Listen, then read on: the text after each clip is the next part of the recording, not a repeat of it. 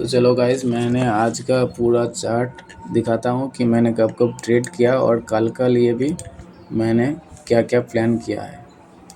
तो मैं थोड़ा ये वाला हटा दे रहा हूँ क्योंकि मैंने थोड़ा एनालाइज करके रखा था कल के लिए।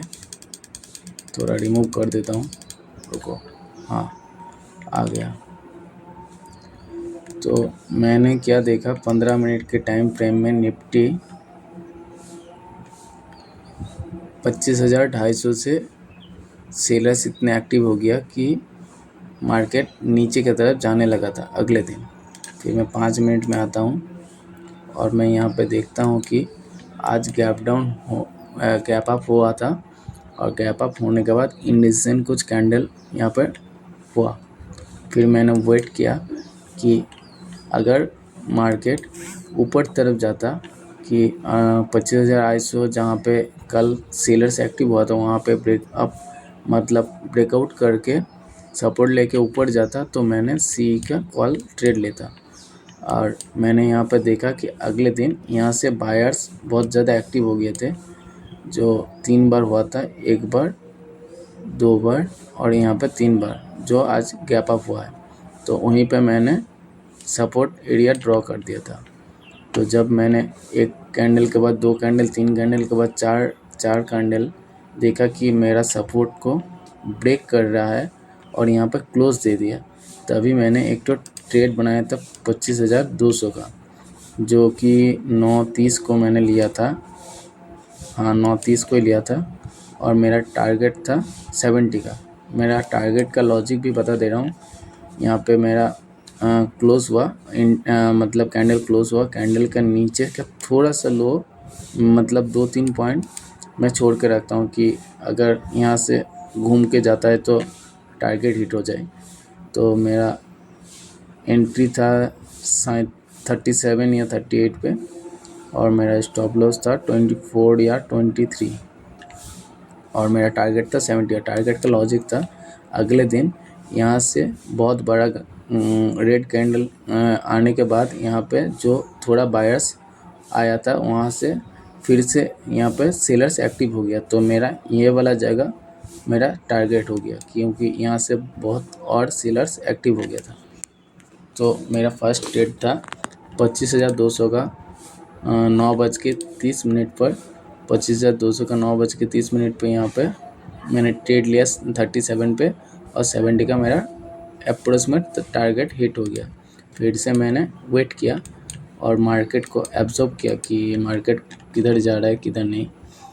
तो फिर से मार्केट मेरा सपोर्ट एरिया के आसपास घूमता हुआ जा रहा था। तो मैंने एक बार और क्या किया कि मैंने इस जगह रेंज पे मैंने ट्रेड नहीं किया क्योंकि एक बार जो टारगेट हिट होने के बाद वहीं पर पूरा बायर्स और सेलर्स ट्रैप हो जाता है, तो यहाँ पर मैंने ट्रेड नहीं लिया।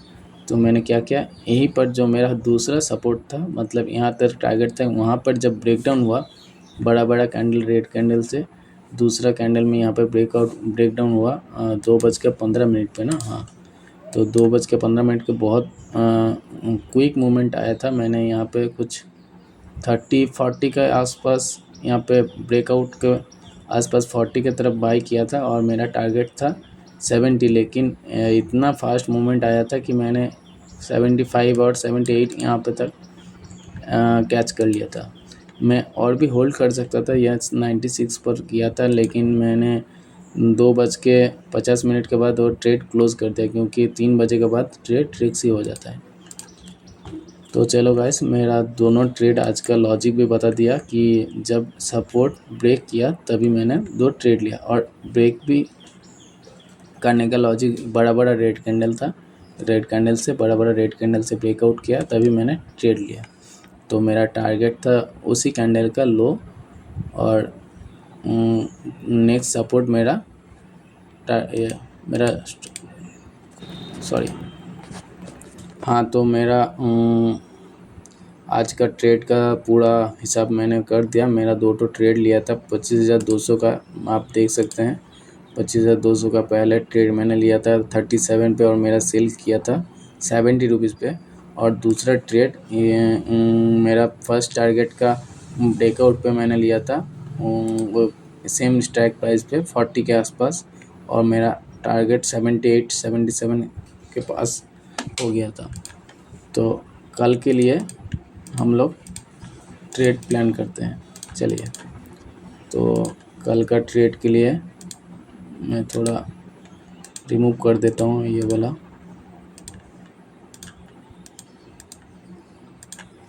हाँ, तो कल के ट्रेड के लिए मैंने 15 मिनट पे टाइम फ्रेम पे शिफ्ट कर दिया, और मैं देख रहा हूँ कि एग्रेसिवली बड़ा बड़ा रेड कैंडल हो रहा है और स्मॉल स्मॉल ग्रीन कैंडल आ रहा है। तो इधर बायर्स से ज़्यादा सेलर्स का हावी ज़्यादा है। तो मैं देखूँगा कि कल अगर मार्केट गैप अप हुआ और गैप डाउन हुआ, उसके बाद मैं देखूँगा कि किस तरफ मार्केट सपोर्ट ले रही है या रेजिस्टेंस ले रही है। अगर मार्केट गैप अप हुआ और यहाँ पे घूमता हुआ नीचे की तरफ ब्रेकडाउन दिया, तब मैं नीचे की तरफ पी का पुट लूँगा, और स्ट्राइक प्राइस भी मैं सिलेक्ट कर देता हूँ। मैं 25,200 का पी लूँगा, बड़ा कर देता हूँ आप लोगों के लिए समझने में आसानी रहेगी। 25,200 का पी लूँगा, और ऐसा नहीं कि नीचे आया तभी ट्रेड ले लिया। मैं देखूँगा कि होल्ड कर रहा है, उसके बाद एक बड़ा रेड कैंडल नीचे की तरफ जाएगा तभी ट्रेड लूँगा। और ऊपर के लिए भी सेम है, अगर गैप अप हुआ और यहाँ पे मार्केट कुछ देर टाइम लेने के बाद यहाँ पर सपोर्ट लिया, फिर से ऊपर उठा, तभी मैं ऊपर की तरफ ट्रेड लूँगा। उसका भी स्ट्राइक प्राइस मैं आप लोगों को दे रहा हूँ कि 25,180।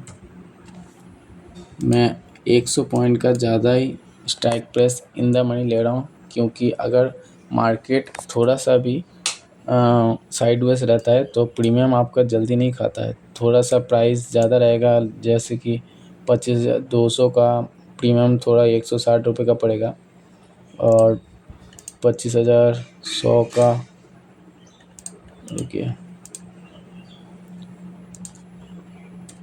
25,100 का प्रीमियम कितना में पड़ रहा है 24 तारीख का, और 150 160, हाँ वही तक, मतलब थोड़ा सा ही ज़्यादा लगता है। लेकिन आपका जो साइडवेज वाला मार्केट है वो आउट ऑफ द मनी और एट द मनी में थोड़ा लॉस वगैरह दिखाता है, लेकिन इन द मनी में थोड़ा सेफ रहता है। इसीलिए मैंने 100 पॉइंट का इन द मनी ट्रेड लेने के लिए बोला। चलिए गाइस, कल का ट्रेड कल देखते हैं, और आज के लिए यहीं पर ही। चैनल को लाइक करें, सब्सक्राइब करें और कमेंट करें।